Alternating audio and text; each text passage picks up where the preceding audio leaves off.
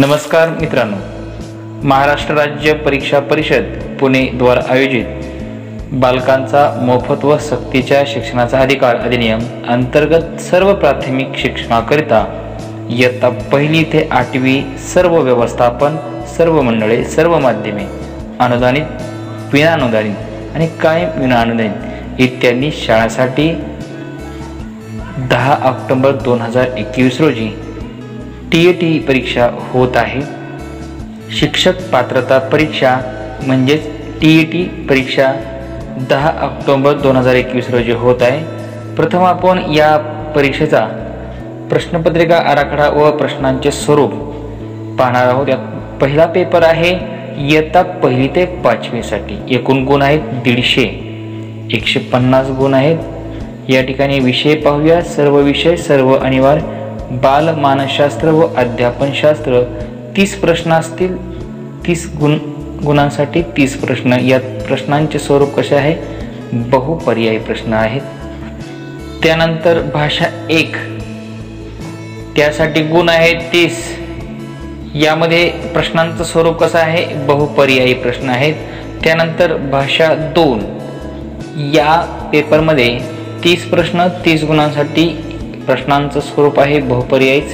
त्यानंतर गणित विषय 30 प्रश्न, 30 गुणांसाठी बहुपर्यायी। आणि शेवटी परिसर अभ्यास 30 प्रश्न, 30 गुणांसाठी बहुपर्यायी। असे एकूण गुण आहे 150 म्हणजे 150 आणि प्रश्न संख्या 150 म्हणजे एका मार्कासाठी एक प्रश्न अशा प्रमाणे असणार आहे। सर्व 150 प्रश्न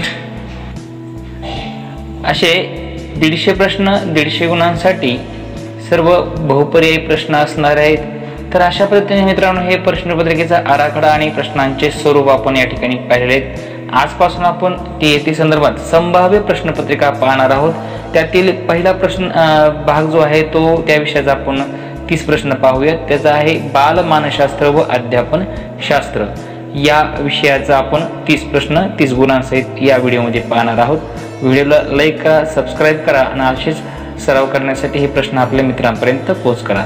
चला तर मग पाहूयात बाल मानसशास्त्र व अध्यापनशास्त्र 30 गुणांसाठी 30 प्रश्न। सुरुवात करीत आहोत। या ठिकाणी एक सराव पेपर आहे, पाहूयात। भाग 1 बाल मानसशास्त्र व अध्यापनशास्त्र। पहिला प्रश्न आहे, या ठिकाणी पहा, बाल्यावस्था टिंबटिंब असते। उत्तर पर्याय आहेत 4 पर्यायापैकी बघा, 1 महिना ते 2 वर्षे। दुसरा पर्याय आहे 30 दिवसापर्यंत। तिसरा पर्याय आहे 2 ते 6 वर्ष आणि चौथा पर्याय आहे 6 ते 12 वर्ष। तर बाल्यावस्था ही तर बरोबर उत्तर आहे पर्याय क्रमांक 3, 2 ते 6 वर्ष हा पर्याय बरोबर आहे। ठीक आहे। दुसरा प्रश्न पाहूयात। स्त्री व पुरुष मिलनाच्या वेळी टिंबटिंब लैंगिक गुणसूत्राचा संयोग झाल्यास मुलीचा जन्म होतो। पर्याय क्रमांक 1 क्ष आणि य, 2 य आणि य, 3 क्ष आणि क्ष आणि 4 वरील सर्व। तर पर्याय क्रमांक या ठिकाणी 3 हे उत्तर आहे। क्ष आणि क्ष म्हणजे XX गुणसूत्र असेल तर मुलीचा जन्म होतो आणि XY असेल तर मुलाचा।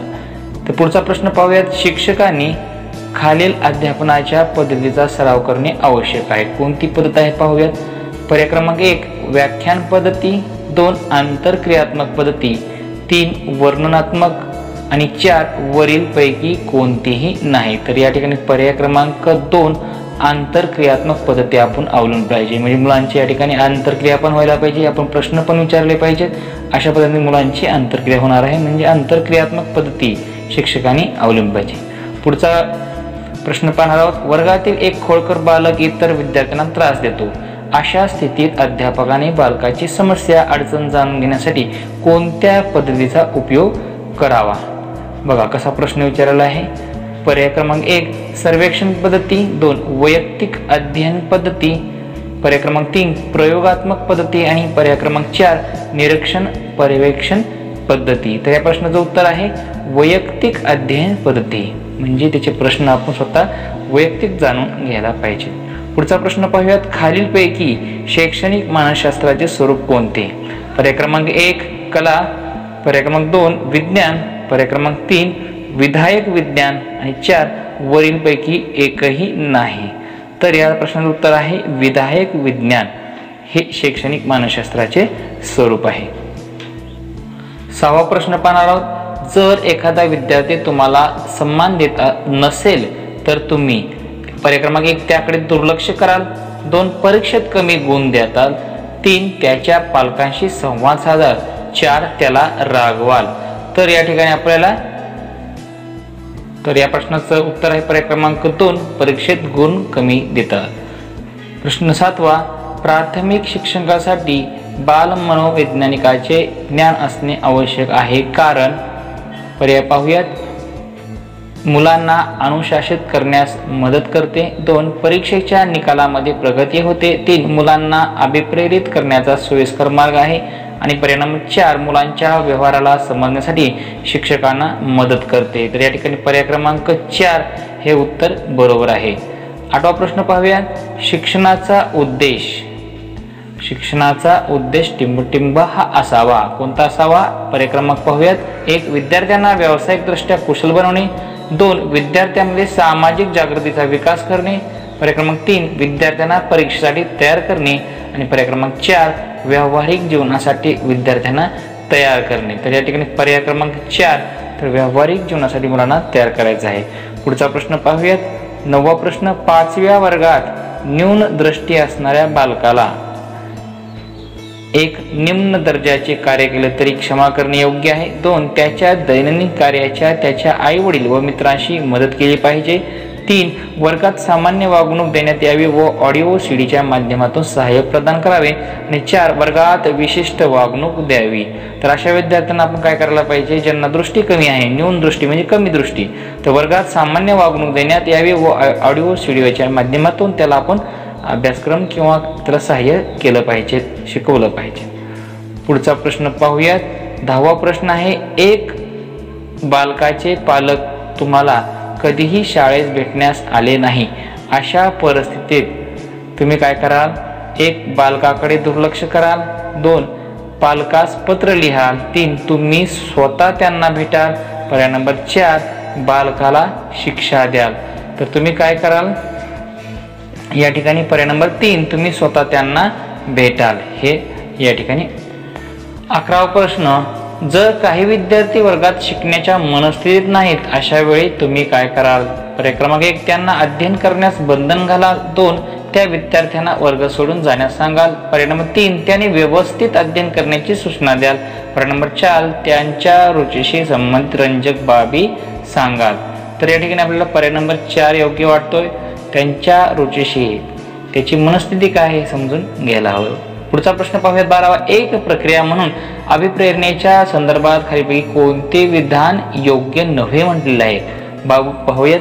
1 ते व्यक्तीला त्याच्या ध्येयाकडे नेते, 2 ते व्यक्तीच्या शारीरिक आवश्यकतांचे समाधान करते, 3 ते व्यक्तींच्या मनोवैज्ञानिक आकांक्षाच्या प्राप्तीकरिता सहाय्य करते आणि 4 ते व्यक्तीला अप्रिय स्थितीतून दूर ठेवते. तर या प्रश्नाचं उत्तर आहे पर्याय नंबर 4 1 प्रक्रिया म्हणून अभिप्रेरणेच्या संदर्भात ते व्यक्तीला अप्रिय स्थितीतून दूर ठेवते. पुढचा प्रश्न पाहूयात. 13वा प्रश्न. खालीलपैकी कोणते मतिमंदतेचे वैशिष्ट्य नाही?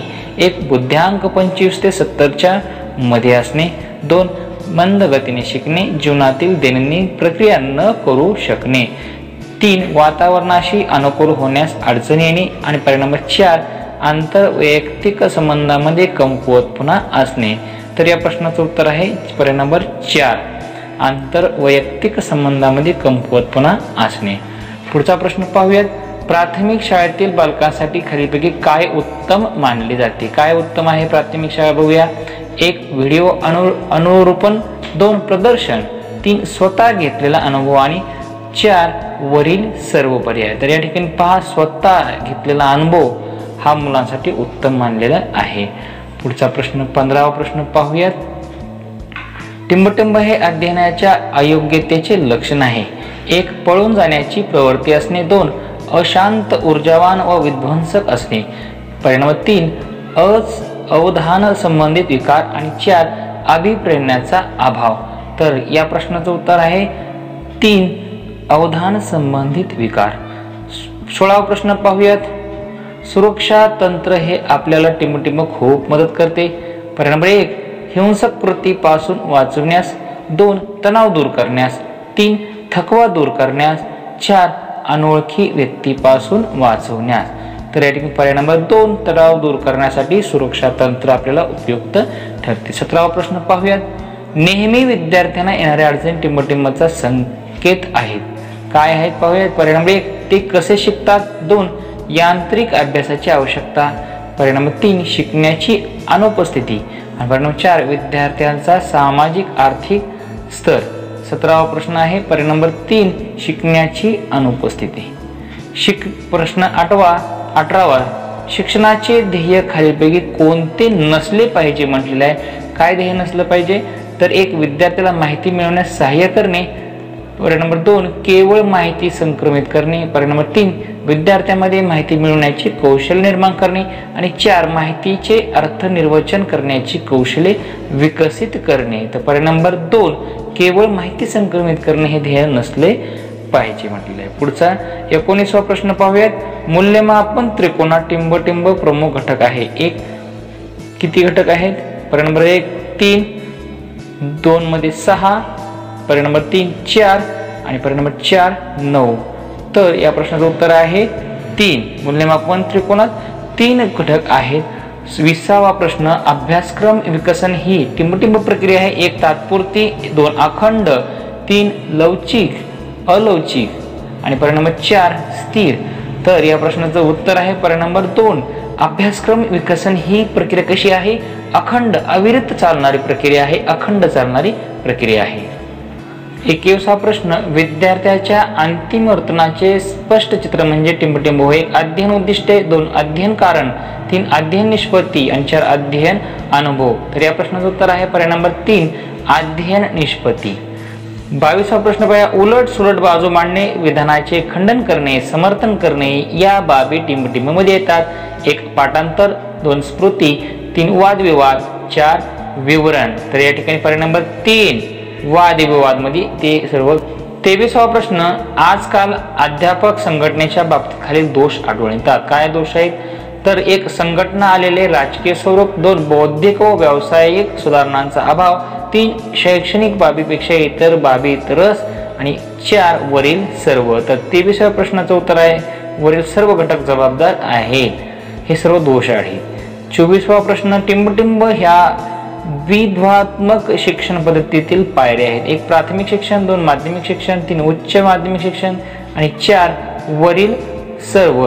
तर या प्रश्नाचं उत्तर आहे वरील सर्व गोष्टी. ठीक आहे. 25वा प्रश्न पाहूयात. अपंग विद्यार्थ्याच्या जटिल समस्यांसाठी शिक्षकांनी 1 त्यांच्या पालकास समस्या सोडवण्याबाबत सांगावे, 2 याबाबत प्राचार्यांचा सल्ला घ्यावा, 3 डॉक्टरांची मदत घ्यावी, 4 सहकारी शिक्षकाची मदत घ्यावी. तर या ठिकाणी डॉक्टरांची मदत घेणं आवश्यक आहे. 26वा प्रश्न पाहूयात. अध्ययन व अध्यापनावर यांचा परिणाम होतो. कशाचा. पर्याय नंबर 1 शारीरिक घटक, 2 सामाजिक घटक, 3 परिसरीय घटक आणि 4 वरील सर्व. तर या प्रश्न उत्तर आहे 4था पर्याय सर्व घटक. 27वा प्रश्न अध्यापन हा टिंबटिंब आहे. 1 व्यवसाय, 2 उद्योग, 3 धंदा, वरील 4. 27वा प्रश्न यामध्ये तर अध्यापन हा एक व्यवसाय आहे. 28वा प्रश्न राघव व रमेश यापैकी राघव हा सांगितलेल्या गोष्टी ताबडतोब आत्मसात करतो व रमेश आत्मसात करीत नाही. या दोघांमध्ये टिंबटिंब भेद दिसतो. 1 बौद्धिक, 2 आत्मिक, 3 शारीरिक. तर तिन्हीपैकी कोणताही भेद असू शकतो. तर या ठिकाणी 28ला पर्याय नंबर या ठिकाणी बौद्धिक. आपल्याला बौद्धिक कारण दोघात बुद्धीमध्ये फरक जाणवतो. तर 29वा प्रश्न पाहूयात. कौटुंबिक समस्यांनी त्रासलेला 1 विद्यार्थी तुमच्याकडे मदतीसाठी आला आहे. तुम्ही या प्रसंगी कोणती भूमिका घ्याल. 1 शिक्षकांचे कार्य फक्त शैक्षणिक समस्या निराकरणाचे आहे. 2 कौटुंबिक समस्येचा दुष्परिणाम विद्यार्थी शिक्षण होत असेल तरच त्याला मदत कराल आणि पर्याय नंबर 3 त्या विद्यार्थ्याला शक्य तेवढी मदत करण्याचा प्रयत्न कराल आणि पर्याय नंबर 4 त्याला मुख्याध्यापकांकडे जाण्यास सांगाल. तर या ठिकाणी पर्याय नंबर 3 त्या विद्यार्थ्याला शक्य तेवढी मदत करण्याचा आपण प्रयत्न करायला पाहिजे. या ठिकाणी शेवटचा प्रश्न पाहूयात. विद्यार्थ्यांनी परीक्षेत उत्तम यश मिळवावे म्हणून 1. त्याला पारितोषिक देण्याचे आमिष दाखवावे. 2. वर्गातील हुशार विद्यार्थ्याची उदाहरणे द्यावी. 3. त्याच्या योग्यतेविषयी कौतुक करून प्रोत्साहन द्यावे. आणि 4. यशस्वी विद्यार्थ्यासोबत त्याची तुलना करावी. तर पर्याय नंबर 3 आहे, त्याच्या योग्यतेविषयी, त्या गुणाचं, ते केलेल्या कामाचं आपण कौतुक करून त्याला अजूनही प्रोत्साहन द्यायला पाहिजे. त्याने अशीच उंच भरारी घ्यावी यासाठी प्रोत्साहन दिलं पाहिजे.